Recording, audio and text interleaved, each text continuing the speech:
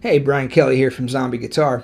In this video I want to talk about the Nashville numbering system and the Roman numeral numbering system. I want to talk about the the variations within each system. I want to talk about the differences between the two numbering systems, and I want to clear up any confusion that you may have regarding any of this stuff. So keep in mind that this is all just on paper stuff. It doesn't matter what system you're using to communicate music to another musician. This is all stuff that's on paper. What's more important is that you understand overarching governing principles about music in general. So let me just explain to you what I'm talking about before we dive into the different systems. So let's take a chord progression that's in, say, the key of C major. Let's play this chord progression here.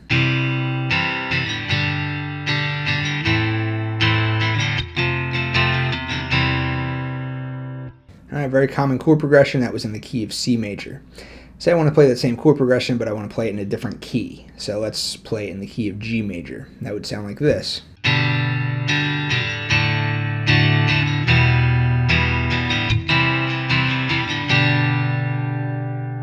Or let's say I want to play it in the key of, say, A major. That's going to sound like this.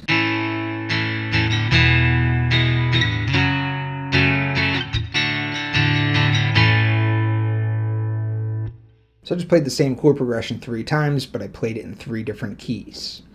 So if you can understand that, if you can understand that it was the same yet different because it was in different keys, that's really what all this numbering system business is about.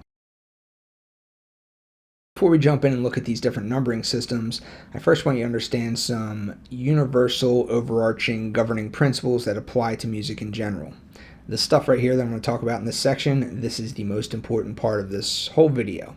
If you understand this part, then all of that other stuff, all the different Roman numeral stuff, Nashville stuff, variations within the systems, all of that on paper stuff, that will be a lot easier to understand. Because really all that stuff is just a means of a musician communicating to another musician. Musicians communicate with one another, and there's variations in the ways that they do so. But if you can understand the universal principles that I'm going to talk about right now, then all of that stuff will make a lot more sense. So the idea here is that there's 12 major keys and 12 minor keys.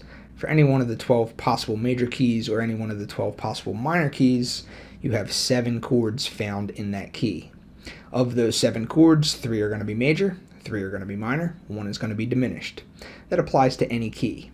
If you take the key of C major, for example, you're going to find 7 chords in that key. 3 of those chords are going to be major, 3 of those chords are going to be minor, 1 is going to be diminished. If you take, say, the key of B flat minor, you're going to find 7 chords in that key. 3 are going to be major, 3 are going to be minor, 1 is going to be diminished. So that whole 7 chords thing applies to any key. So on top of that, you have what is known as 12 relative major-minor pairs. So that means that every possible major key has an associated relative minor key, and every one of the 12 possible minor keys has an associated relative major key. So essentially you could say that there's just 12 possible major-minor pairs. Another name for a major-minor pair or a relative major-minor pair would be a key signature. So there's 12 possible key signatures, and then for each of these key signatures, you can simply apply the major name to it or the minor name to it. So rather than thinking in terms of 24 keys, 12 major, 12 minor, you just think in terms of 12 possible key signatures, each of which can be viewed from the major perspective or viewed from the minor perspective. So understand that, and then all of the numbering stuff becomes a lot simpler. So take the key of C major, for example. In the key of C major, you have 7 possible chords, 3 of which are major, 3 of which are minor, 1 that is diminished. The 3 major chords in that key are C major, F major, G major. The 3 minor chords are A minor, E minor, D minor. The 1 diminished chord is a B diminished chord. So that's C major. The associated relative minor of that key is A minor. So in the key of A minor, you have all of the same stuff. The 3 major chords are C major, F major, G major. 3 minor chords are A minor, E minor, D minor. The 1 diminished chord is a B diminished. So C major and A minor, that's one of the 12 possible relative major-minor pairs, one of the 12 possible key signatures. You can take that key signature and you can label it C major, or you can take that key signature and you can label it A minor. It doesn't really matter because everything about the two keys is the same. The only difference is that if you write music in the major version of that key, it's going to sound happier, and if you write music in the minor version of that key, it's going to sound sadder. Other than that, everything else is exactly the same. So let's look at another key signature. Let's look at the key signature of G major. So in the key of G major, you have 7 possible chords: 3 major, 3 minor, 1 diminished. So the 3 major chords are G major, C major, D major. The 3 minor chords are E minor, A minor, B minor. The 1 diminished chord is F sharp diminished. That's the major perspective of that key. The minor perspective of G major is E minor. G major, E minor, that's another one of the 12 major minor pairs, another one of the 12 possible key signatures. So again, you have the same 7 chords. The 3 major chords are G major, C major, D major. The 3 minor chords are E minor, B minor, A minor. The 1 diminished chord is F sharp diminished. So everything about G major and everything about E minor is exactly the same.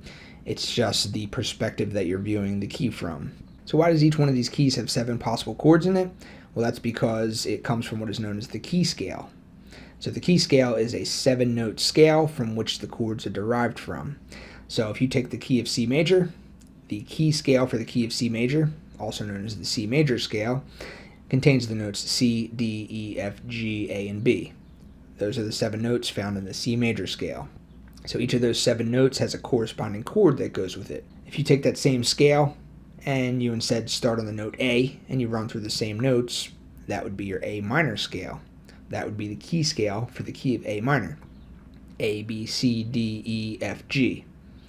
Again, each of those 7 notes corresponds to a chord.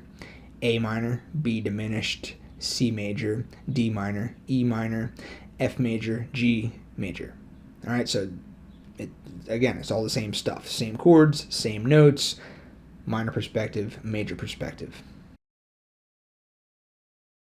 So now that you know that there's 12 possible key signatures, each of which that can be viewed from the major perspective or the minor perspective, and you know that in each of the 12 possible key signatures you have 3 major chords, 3 minor chords, and 1 diminished chord, you can then use your circle of fifths to help you remember all of this stuff. So the circle of fifths groups your 3 major and 3 minor chords that are found in any given key signature together like so.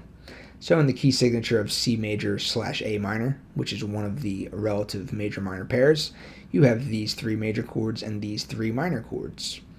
In the key signature of, say, G major, which has the relative minor E minor, these are your 3 major chords and these are your 3 minor chords. If you want to look at the key signature of D major, which has the relative minor of B minor, these are your 3 major chords, these are your 3 minor chords. So the circle of fifths groups 6 of the 7 possible chords together, because when you're playing music, when you're playing popular songs on the radio, you're pretty much just going to be using the major and the minor chords from the key. Yes, there's a 7th chord. That 7th chord isn't found in the grouping of 6, but these are your 3 major and these are your 3 minor chords for any given key signature. So the circle of fifths comes in really useful for that stuff. That's why I have it tattooed on my forearm here. I use it as a reference all the time. So within the circle of fifths, you have your grouping of 6, letting you know the 3 major and 3 minor chords that are part of that key signature. The outer circle middle position is always going to be the 1. Middle circle counterclockwise is going to be 2.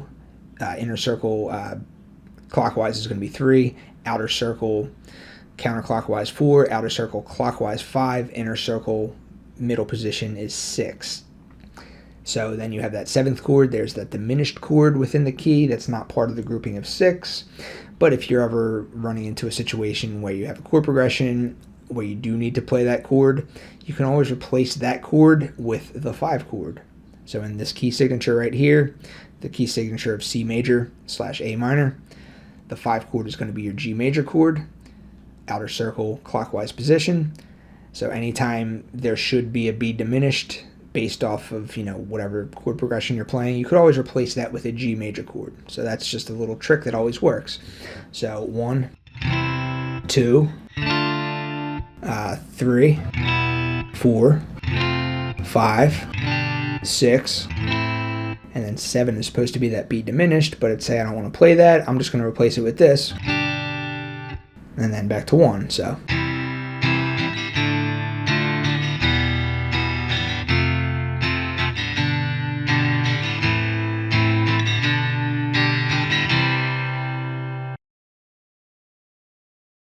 So let's first take a look at the Nashville numbering system. So the purpose of the Nashville numbering system is for musicians that are out gigging, covering songs, or even playing original songs or whatever. But musicians fill in for other musicians a lot. So let's say you're in a cover band and you play the song Don't Stop Believin', and you're used to playing Don't Stop Believin' in the key of E major. So Don't Stop Believin' chord progression sounded like this.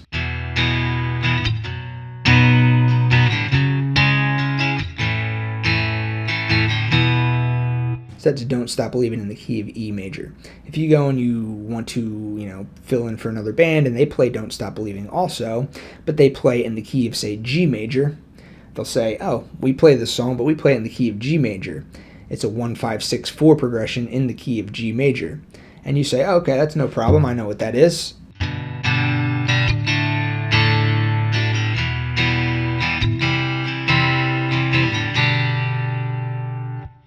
So if you know what a 1-5-6-4 progression is, you can then, apply that same thing to any other key. So what is that numbering stuff all about? As I told you, each key scale has 7 notes in it. If you take each one of those 7 notes and apply a number to it, 1 through 7, those are your chords. So I started out in the key of E major. That's the Don't Stop Believin' version I'm used to.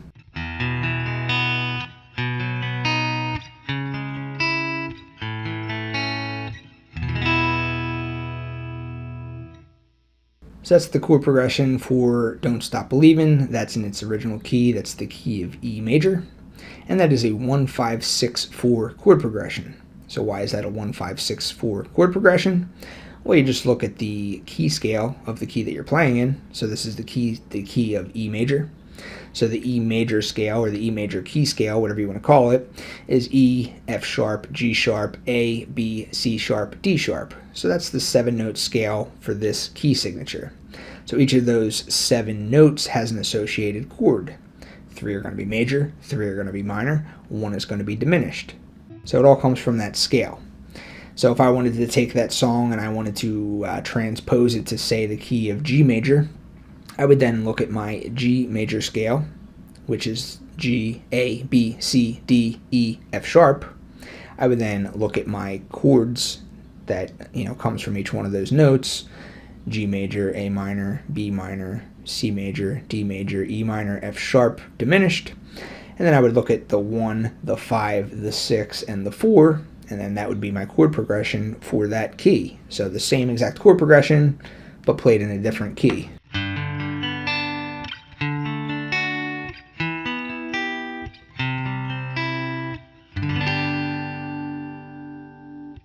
So that's that. So the Nashville numbering system just simply applies numbers 1 through 7 to each of the 7 chords found in any given key.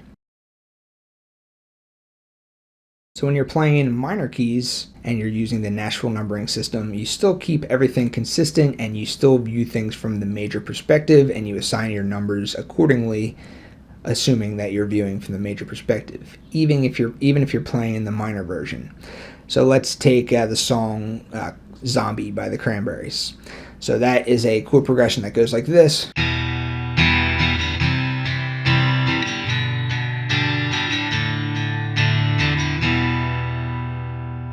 All right, so that's the key of E minor. Figure out what your relative major minor pair is. So E minor, G major, that's your relative major minor pair. You then look at that key scale from the major perspective. So again, your key scale would be G, A, B, C, D, E, F sharp.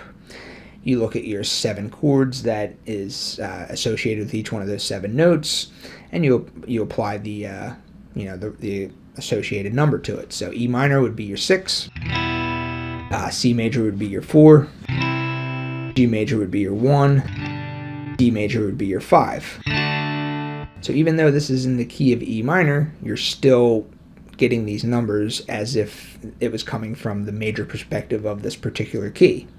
So let's say I want to go and I want to fill in for another band that is also playing Zombie by the Cranberries, but they play in the key of A minor. I'm used to playing in the key of E minor. They play it in the key of A minor. All right, that's fine. They say, hey, we play this song in the key of A minor. It's a 6-4-1-5 progression in the key of A minor. So I say, okay. key of A minor that has the associated relative major of C major, A minor, it's the same key signature. So I just have to know my chords of that key. So 6 is going to be the A chord or A minor chord, 4 is going to be the F major chord, 1 is going to be the C major chord, 5 is going to be the G major chord. So I say, okay, I can play Zombie like this.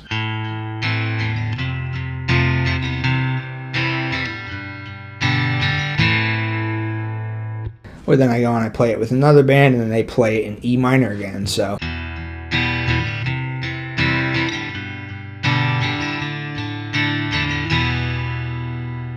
or I go and I play it with another band and they play it in the key of F sharp minor. Same thing. All right, so I want to play a 6-4-1-5 progression in the key of F sharp minor.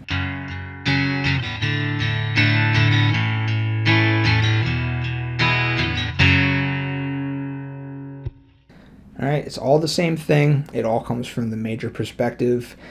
It comes from numbering the associated chords when you view the key scale from the major perspective. So that's the Nashville numbering system in a nutshell. So whenever you encounter out-of-key chords within the Nashville numbering system, you're simply just going to see a sharp symbol or a flat symbol in front of the corresponding number. So if you don't see any flat symbols or any sharp symbols in front of the numbers, everything is part of the key. So if I'm in the key of, say, G major and I want to play a 1-3-4 progression, then it's going to be G major, B minor, C major. That's because I know my G major is the 1 chord. I know that the 3 chord in this key signature is B minor, and then the 4 chord is a C major chord. So that's a 1-3-4 progression. Anytime there's going to be any type of out-of-key chord used within the progression, you're just going to simply put a flat symbol or sharp symbol in front of the number. If that out-of-key chord is going to be made minor, you put a little dash next to it too. So if I want to play a 1-flat-3-4 progression, I now see a little flat symbol, so that tells me, okay, that's an out-of-key chord.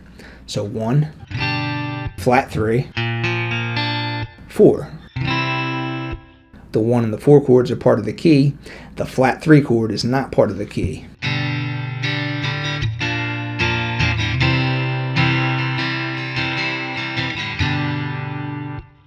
So why was that flat 3 chord major and not minor? That's because it didn't have a dash in front of it. If it had a dash in front of it, it would look like 1 flat 3 dash with a 4. So that would indicate a G major, a B flat minor, and then a C major. All right, so if you just see numbers, then those numbers correspond to the in-key chords, 3 of which are major, 3 of which are minor, 1 which is diminished. If you see a flat symbol or sharp symbol in front of any one of those chords, that means you either lower the chord by a half step if there's a flat symbol in front of it, or you raise the chord by a half step if there's a sharp symbol in front of it. If there's then a dash in front of the chord that is out of key, that indicates that it's a minor chord. If there's no dash in front of that chord, that indicates that it's a major chord. So I know this can get a little confusing when you are playing in a key that already has chords that are sharp names or chords that are flat names in them. So for example, in the key of E major that we looked at, that has some chords that are sharp. But according to the Nashville numbering system, it doesn't matter. You just have numbers 1 through 7. So if you want to play a 1-5-6-4 chord progression in the key of E major, and you write that down on paper according to the Nashville numbering system, you're just going to have to know, okay, 1 chord is E major, 5 chord is B major, 6 chord is C sharp minor, 4 chord is A major. If you don't see any flat symbols in front of the numbers, if you don't see any sharp symbols in front of the numbers, that means everything is going to be part of that key. You just have to know your key. You have to know what chords are part of that key. If you are going to sway from the key, if you're going to alter from the key and use out-of-key chords, then you're going to see flat or sharp symbols in front of the numbers. If those out-of-key chords are minor chords, you're going to see a little dash in front of it. All right, so everything is super easy. If there's no sharp symbols, no flat symbols, no dash symbols, that means everything's part of the key. And then take it from there. And that's the Nashville numbering system. So you then have your Roman numeral numbering system. So that's very similar to the Nashville numbering system, except that instead of using digits 1 through 7, you instead use Roman numerals. And If you use uppercase Roman numerals, that indicates major chords. If you use lowercase Roman numerals, that indicates minor chords.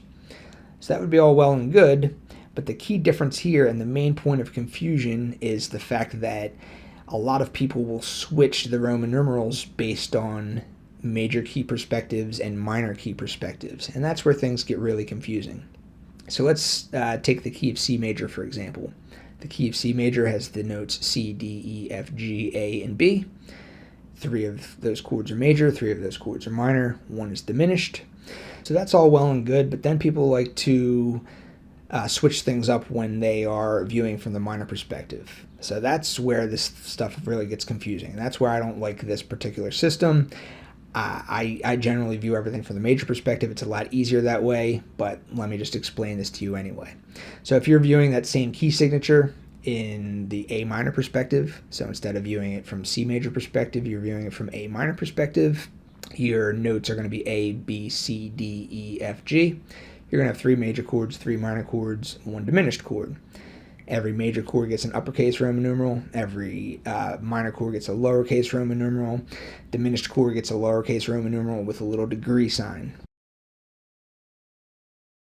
So right there you have 2 different numbering systems based on a major perspective and a minor perspective. So if that's not already confusing enough, to add more confusion to this particular numbering system, people will also label each chord based on the scale degree of the natural minor scale that they're working in. So the natural minor scale formula is 1, 2, flat 3, 4, 5, flat 6, flat 7. So the major scale formula is 1, 2, 3, 4, 5, 6, 7. Every other scale is derived from the major scale. If you take any other scale, you're going to alter the major scale in some way. So the alteration that you do to the major scale in order to get to the natural minor scale is 1, 2, you flatten the third, 4, 5, you flatten the sixth, you flatten the seventh, and that's your natural minor scale formula. So people will also label the chords based on the natural minor scale formula. So A minor would be your 1 chord, B would be your diminished chord, C would be your flat 3 chord. It's major, so it gets uppercase, but it gets a little flat symbol in front of it because you're basing it off the natural minor scale formula now. And then D minor is your 4, E minor is your 5, F major is flat 6, and then G major is flat 7. So when you're working in a minor key within this, Roman numeral numbering system, sometimes you're going to see a 3 chord indicated by a flat. Sometimes you're not going to see a 3 chord indicated by a flat. It just depends on who's writing this stuff down on paper. It's super confusing if you don't know this stuff, if you don't have a deep understanding of this stuff already. If you don't understand the first part of this video that I talked about, you're going to get very confused. So this, in my opinion, is why the Roman numeral numbering system gets very confusing, especially when people change it around for minor keys like that. So there's multiple different ways that you could view this on paper. So if I'm in the key of A minor and I want to play this chord progression,